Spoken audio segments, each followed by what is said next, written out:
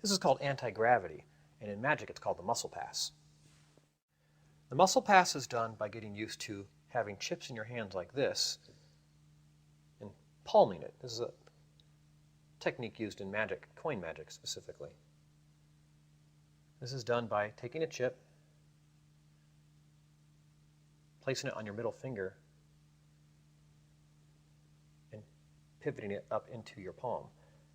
Now the meaty tissue here and over here, when your fingers squeeze together like this, form an area that can hold a coin or a poker chip.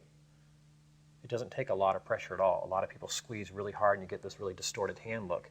You're going to have that at the beginning. It's going to look a little bit like this, but after a while, they'll start to look really natural. So just practice by placing a chip here and squeezing and just holding it. Just find the spot in your hand that seems to hold it the best. And this tissue right here is what's going to come across and squeeze. About like that. You don't have to squeeze too hard.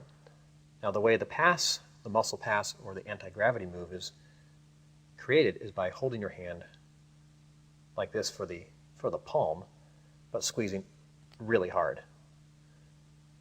So you hold it there lightly to hold the coin, but then if you squeeze too hard, the coin shoots across. So in magic, I shoot it across to have a coin go from one hand to another without being caught. But in the anti-gravity maneuver, it's the same thing. You're going to hold it here, and you're going to squeeze, and the coin goes up.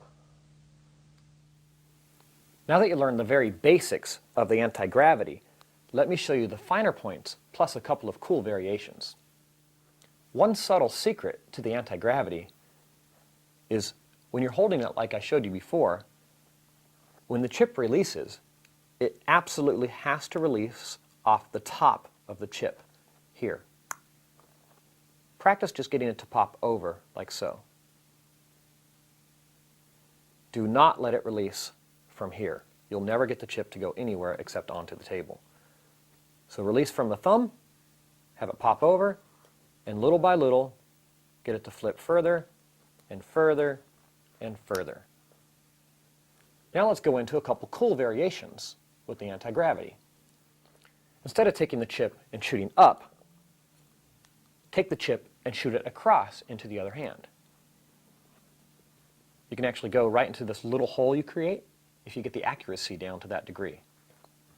It's pretty cool to get a chip to fly to the other hand and make it exactly into a hole that's the width of a chip. Another thing I like to do is take the chip and shoot it to the fingertips of the awaiting hand.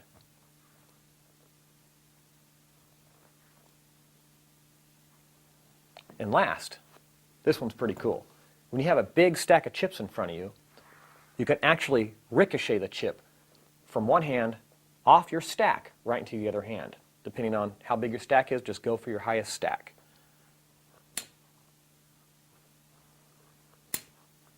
It's pretty cool. That's the anti-gravity.